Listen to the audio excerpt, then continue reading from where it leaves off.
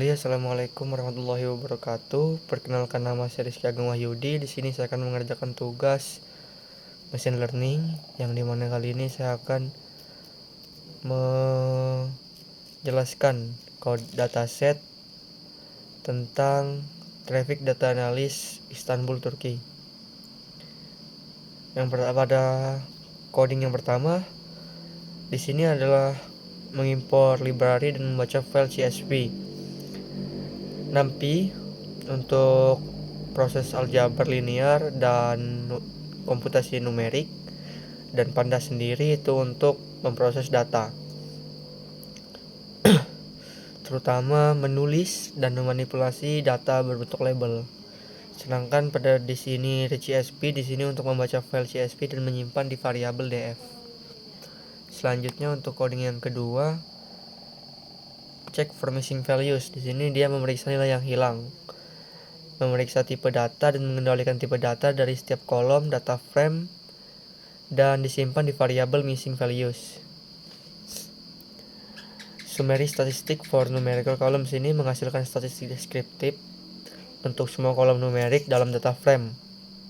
Sini ada 3 variabel: missing values, data types, summary statistic, yang dimana missing values ini jumlah nilai yang hilang, data types adalah tipe data untuk masing-masing kolom, summary statistic adalah statistik yang deskriptif, yaitu yang ada di bawah sini.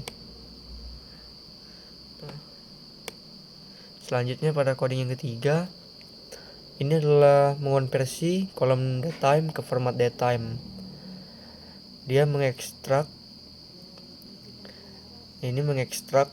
tanggal, waktu, hari, nama hari, day number ini nomor hari ya, dan hour komponen ini jam. Ekstraksi komponen tanggal dan waktu. Pada code ini menyimpan hanya bagian tanggal dan datetime, yang datetime ini dfdate. Sedangkan yang di bawahnya menyimpan hanya bagian waktu dari datetime. Selanjutnya yaitu menyimpan nomor hari dari tanggal 1 sampai 31. Di sini menyimpan jam dari waktu 0 sampai 23. DABR ini membuat singkatan 3 huruf untuk nama hari, seperti Sen untuk Senin. Di sini juga ada langsung contohnya ya. Menyingkat nama hari itu terus Thursday jadi THU aja, disingkat 3 kata awal pada nama hari tersebut. Dia yang di sini df khusus ini menampilkan 5 baris pertama dari data frame yang telah diperbarui, khususnya kolom baru yang diekstraksi. Selanjutnya pada coding keempat, di sini menghitung statistik dasar untuk kecepatan. Di sini ya, menyiapkan data untuk plot, mengekstrak statistik. Di sini mengekstrak statistik yang relevan untuk keperluan plotting dan membuat grafik batang. Kode ini memplot statistik dasar kecepatan sebagai grafik batang. Pada PLT title ini dia memberikan judul dan label. Pada 3 ini ya, judul dan label untuk grafik. Sedangkan PLT X-Tick ini rotasi label sumbu X agar horizontal. PLT grid adalah menambahkan grid pada grafik agar memvisualisasinya lebih baik. Sedangkan pada PLT show sendiri untuk menampilkan grafiknya tersendiri. Selanjutnya di sini menghitung distribusi kecepatan ya. Jadi mengelompokkan nilai average ke dalam rentang kecepatan menggunakan fungsi pdcat. Rentang ini ditentukan dalam parameter bins. Menghitung frekuensi dari setiap rentang kecepatan dan mengurutkannya berdasarkan indeks. Di sini plot speed distribution is bar plot ya, dimana mengatur ukuran grafik baru untuk distribusi kecepatan, yaitu memplot, dan ini sedangkan distribution ini memplot distribusi kecepatan sebagai grafik batang dengan parameter yang sama. Pada label ini sama seperti di atas, title label ini yaitu untuk mengatur judul, label sumbu, dan menambahkan grid di sini ya, grid pada grafik. PLTSO juga sama, yaitu menampilkan grafik distribusi. Nah, ini adalah grafiknya. Selanjutnya coding yang kelima yaitu mengimport library juga. Di sini mengelompokkan data frame berdasarkan kolom geohash, menghitung total kendaraan untuk setiap grup geohash, lalu mengurutkan hasil kendaraan berdasarkan jumlah kendaraan secara menurun sehingga jumlah kendaraan yang paling tinggi ada di atas. Di sini dia membuat grafik batang dengan plotly, membuat fungsi pxbar untuk membuat grafik batang, serta mengatur ulang indeks dari objek top area sehingga geohash dapat digunakan sebagai kolom X. Menentukan sumbu X ya, ini X geohash. Ya, ini number of vehicle, yaitu menentukan sumbu X sebagai grafik jumlah kendaraan, sebagai label gitu. Sumbu Y. Di sini color number of vehicle, yaitu warna batang berdasarkan jumlah kendaraan ya, memberikan visualisasi yang lebih menarik dan informatif. Title sama seperti tadi, title dan label, yaitu memberikan judul pada grafik dan menentukan label ya. Di height dan width ini untuk mengatur dimensi grafik. Di pixel ini menampilkan grafik sama seperti di atas tadi. Quick update layout ini memutar label sumbu X sebesar minus 90 derajat agar label geohash terbaca dengan jelas, terutama jika ada banyak geohash ya.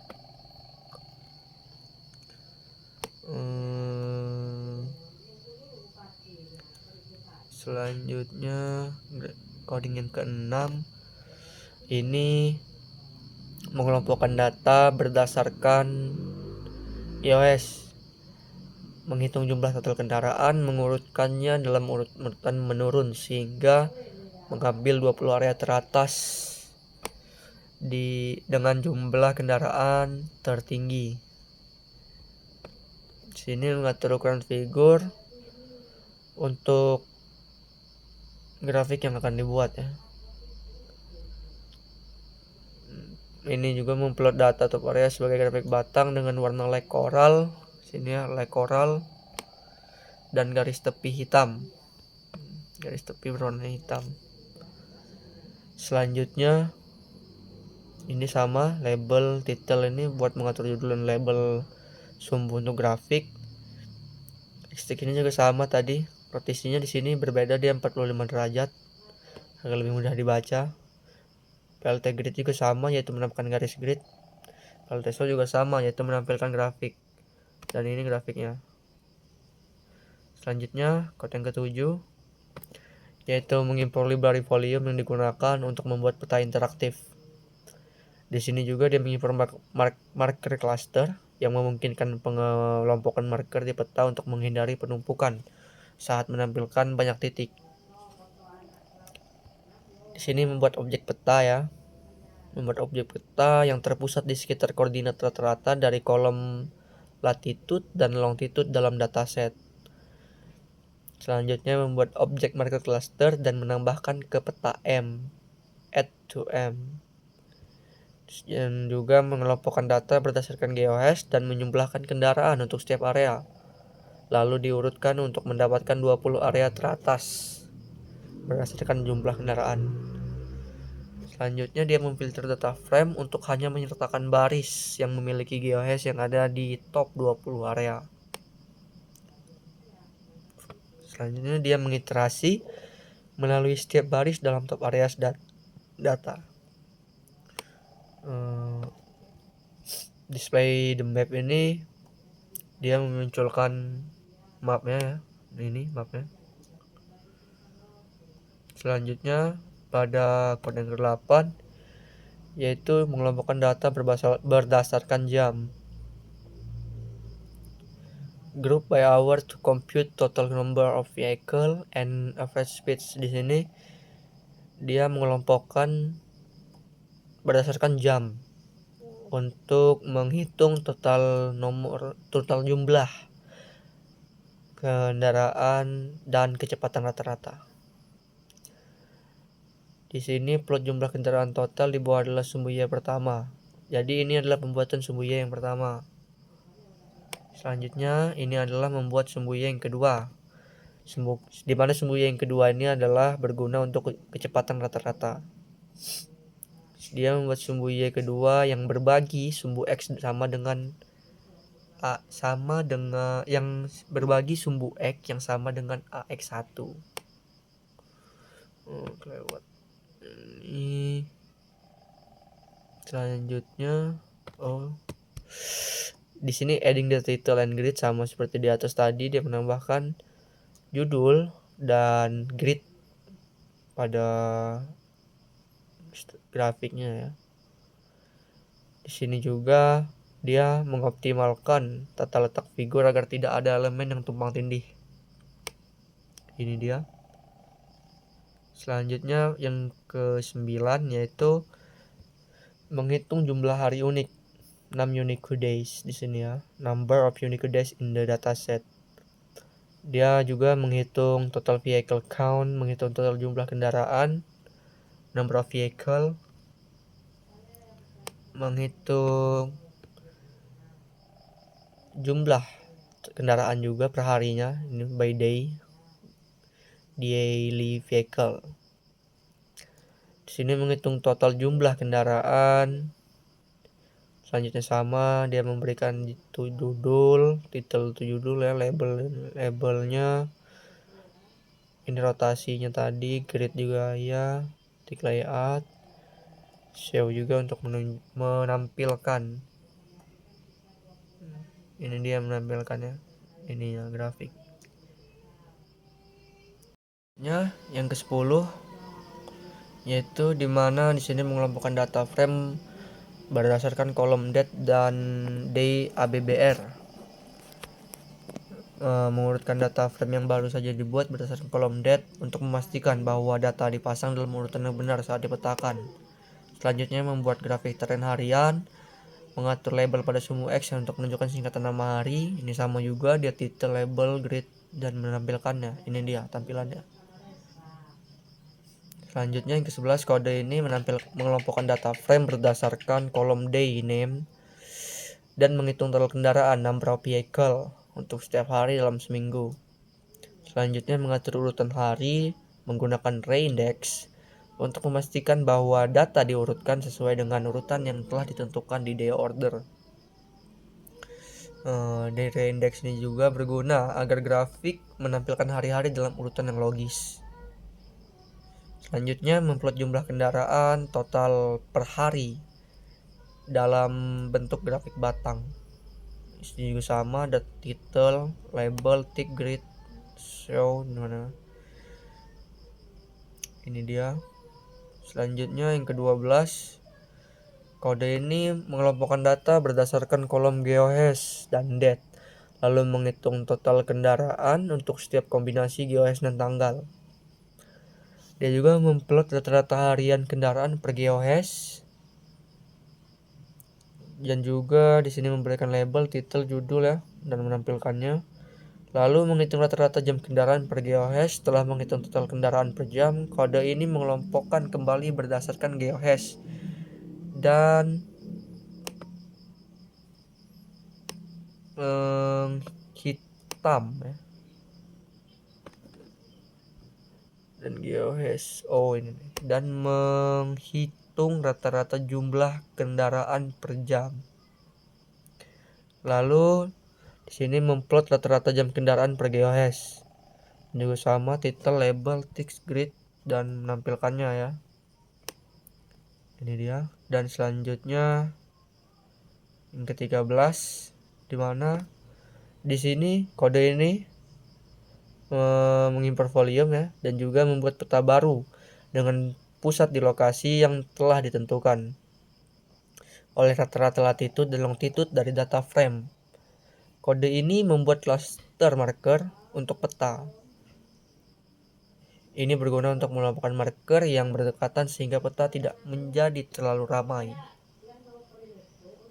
Nah, pada bagian kode ini dia memfilter data frame agar hanya menyertakan area GeoHash yang termasuk dalam daftar 20 area dengan rata-rata jumlah kendaraan harian tertinggi. Selanjutnya kode yang ini menambahkan marker untuk setiap area geohash. Di sini show the maps. Dia show the maps for daily average vehicle count. Dia menunjukkan map untuk harian rata-rata jumlah kendaraan. Untuk rata-rata jumlah kendaraan harian. Itu ada jumlahnya. Selanjutnya yang ke-14, kode ini membuat peta dengan pusat di lokasi yang ditentukan oleh rata-rata latitude dan longitude dari data frame.